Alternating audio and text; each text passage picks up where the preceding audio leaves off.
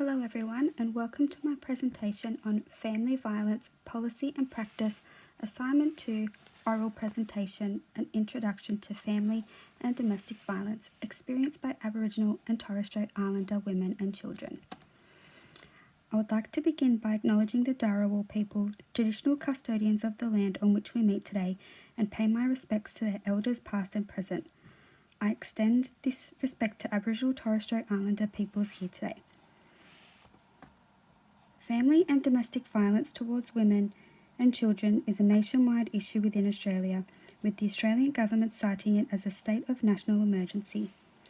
On average, at least one woman is killed each week by a current or former intimate partner, and 1 in 3 people reported to have experienced some form of domestic violence before they turn 15. 2/3 of those being women and children in Aboriginal and Torres Strait Islander communities. Our watch, Changing the Picture, states that Aboriginal and Torres Strait Islander women and children experience higher levels of family and domestic violence than that of non-Aboriginal people, reporting that the rate is 3.1 times higher in non-Indigenous communities, and 2/3 of Indigenous children have witnessed or experienced family violence committed by family members in their household. Government reports have found that women and children living in Aboriginal and Torres Strait Islander communities are more vulnerable to family violence and suffer from more serious forms of violence and assault. This presentation will explain the heightened risk and risk factors that contribute to family and domestic violence towards Aboriginal and Torres Strait Islander women and children, the distinct circumstances surrounding the violence and characteristics of the violence. Family and domestic violence, as stated in Family Violence and Commonwealth laws, Social Security laws, occurs when someone tries to control their partner or other family members in ways that intimidate or oppress them. Controlling behaviours can include threats, humiliation, emotional abuse, physical assault, sexual abuse, financial exploitation, and social isolations, such as not allowing contact with family or friends. Family and domestic violence can further be defined as conduct, whether actual or threatened, towards a person, that person's property or family member, that causes that or any other member of that person's family to fearful or be apprehensive about his or her personal safety or well-being. Domestic violence also includes violence towards someone who is not a family member, such as those living in shared accommodations. Family violence and Commonwealth laws, Social Security laws also clearly outlines the types of behaviours that contribute to family and domestic violence as violent or threatening behaviour or any other forms of behaviour that coerces or controls a family member or causes that family member to be fearful. Such behaviour may include, but is not limited to, physical violence, sexual assault and other sexually abusive behaviour, economic abuse, emotional or psychological abuse, stalking, kidnapping or deprivation of liberty, damage to property, irrespective of whether the victim owns the property, causing injury or death to an animal irrespective of whether the victim owns the animal, and behaviour by the person using the violence that causes a child to be exposed to the effects of the behaviour. Violence in the Indigenous community is a multidimensional issue which can have lasting and negative impacts on an individual's health and social well-being. There are many causes and contributing risk factors that can trigger violent episodes or abuse from perpetrators within Aboriginal and Torres Strait Islander communities. The Australian Institute of Health and Wellbeing reports that Indigenous people who suffered from 11 to 15 of the following stresses made up 50% of those who reported being victims of family and domestic violence,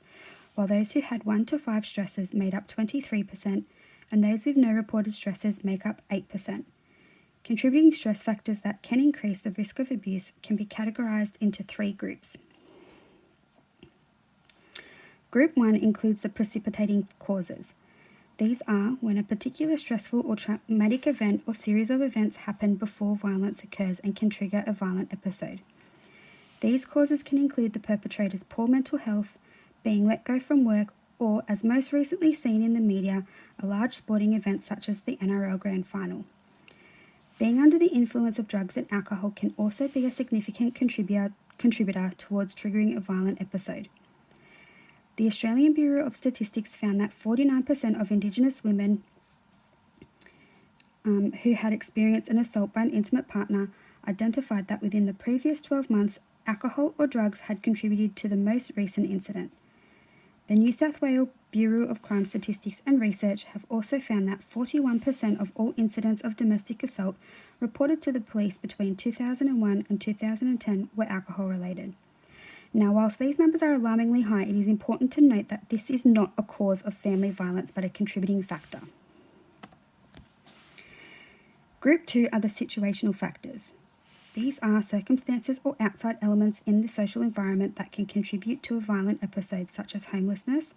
unemployment, socio-economic status, going through a divorce or separation, a death in the family, young maternal age, a breakdown in the family structure, or overcrowded living arrangements. These factors can cause a high level of stress, as most of them can be beyond the control of an individual.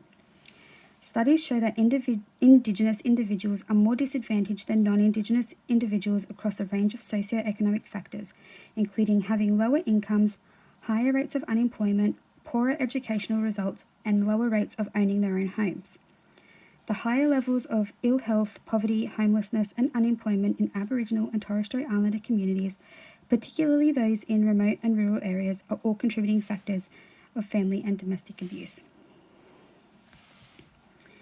Group 3 are the risk factors for family and domestic violence in Indigenous communities are the historical and underlying factors. And whilst family and domestic violence is an issue that doesn't discriminate and has victims from all walks of life, significant attention is drawn to the relationship between transgenerational trauma and family violence and is an important underlying factor that is highly represented in Indigenous communities. The effects of colonisation, the subsequent failed government interventions and unresolved childhood trauma due to witnessing and experience abuse compounded the trauma for those who already live distressed lives and has had long-lasting psychological effects on those in the Indigenous community. The trauma experience heightens the chances of individuals to become perpetrators of family and domestic violence in Indigenous communities, as women and children tend to become desensitised to the violence. This is due to the fact that many individuals are exposed to the violence for a long period of time, first as children and then as adults, and experience a low sense of self-worth. In turn, normalising the violence for victims and perpetrators, and especially women who are experiencing the abuse firsthand. To quote the Child Abuse and Family Violence in Aboriginal Communities Exploring Child Sexual Abuse in Western Australia review, women in Indigenous communities have experienced the added layers of interlocking oppressions through patriarchal colonialism, which includes colonialism, sexism, and racism. In effect, patriarchal colonialisation reversed the traditional matrilineal and female-centred social arrangements that are thought to have been protective for many Indigenous women and replaced them with patriarchal social structures that institutionalise male domination and female oppression. This restructuring of Indigenous societies along patriarchal lines is clearly related to the violence against Indigenous women being disproportionately higher than for any other racial group. This underlines why women in Indigenous communities are particularly disadvantaged and experience higher levels of abuse than those in non-Indigenous communities. In the research review, Aboriginal and Torres Strait Islander Mental Health and Wellbeing Principles and Practice, Atkinson et al. Explains that due to this unresolved trauma in Indigenous communities, individuals often have a reduced sense of self-worth, increased levels of stress, shame and grief, and increased destructive behaviours. It is also mentioned that this trauma experience heightens the chances of individuals to become perpetrators of family and domestic abuse in Indigenous communities, as women and children tend to become desensitised to the violence. This is due to the fact that many individuals are exposed to the violence for a long period of time, first as children and then as adults, and experience a low sense of self-worth, in turn normalising the violence for victims and perpetrators. A characteristic of family and domestic violence faced by women and children in Aboriginal and Torres Strait Islander communities is a level of violence experienced by domestic violence victims at the hands of their perpetrators. Aboriginal and Torres Strait Islander women are 32 times more likely to be hospitalised for the injuries sustained during an assault, as well as the injuries causing long-term health effects and medical treatment, and are 11 times more likely for their injuries to result in their death. The most common diagnosis of assault-related injuries in Indigenous communities are injuries to the head and thorax, and studies show that assaults tend to be more violent than those in non-Indigenous communities, as Aboriginal and Torres Strait Islander women are more likely to fight back against an intimate partner. Another characteristic and risk factor of family and domestic violence that women and children in Aboriginal and Torres Strait Islander communities experience is the disproportional rates of the removal of children due to domestic violence compared to non-Indigenous women and children. The Australian Institute of Family Studies suggests that the reason behind this are complex and can be linked to past policies and a lack of understanding of the cultural differences surrounding Indigenous child-rearing practices. In the 2017 to 2018 financial year, the rate of validated reports of abuse, neglect and risk of harm was 42 out of 1,000 Aboriginal and Torres Strait Islander children, which is 6.5 times higher than non-Indigenous children. Reviews from the Office of the Children's Guardian and Family is Culture both identify gaps in regards to fax procedures for the removal of newborn Aboriginal children at the time of their birth, some of which are still being forcefully removed from their parents today at alarming rates. Newborn removals are highly traumatic for all those involved and have significant negative impacts on the mental health and well-being of birth mothers as well, as causing trauma, issues with attachment and developmental delays for the children who have been removed. It is also feared that these removals are creating a modern-day stolen generation with the worry of having the same ramifications in relation to creating further transgenerational trauma. This can also be due to the fact that reporting processes in relation to out-of-date or culturally insensitive policies have been followed by social workers who are actively working with Indigenous families and are more likely to report family violence whilst providing intervention strategies.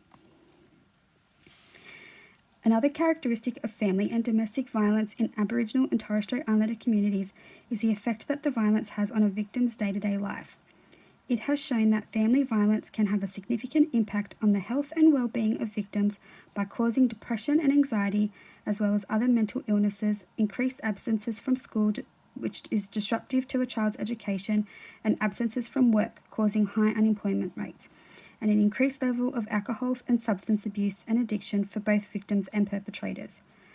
A lack of culturally appropriate resources and knowledge on where to find resources is also a contributing factor towards the increased levels of the aforementioned effects of the violence. It is also important to note that the current rates of family and domestic violence may not be a true reflection of the nature of the issues due to the resistance of victims reporting violence, and is believed that an estimated 90% of all family and domestic violence assaults are not reported. This is also reflective in non-Indigenous communities. However, it is more prevalent with Aboriginal and Torres Strait Islander communities due to their lack of trust and confidence with police and other government agencies. This distrust has been caused by previous generations' radical policies, interventions, racism and police brutality. The fear that the perpetrator will not be punished or held accountable for their actions, the shame and guilt from other family members for reporting, the fear of being silenced, the fear of repercussions and retaliation from the perpetrator's family, the fear of having children removed from their care and placed in foster care, and the fear of the perpetrator being reprimanded in custody, resulting in their death, which is due to the high levels of Indigenous deaths whilst in custody.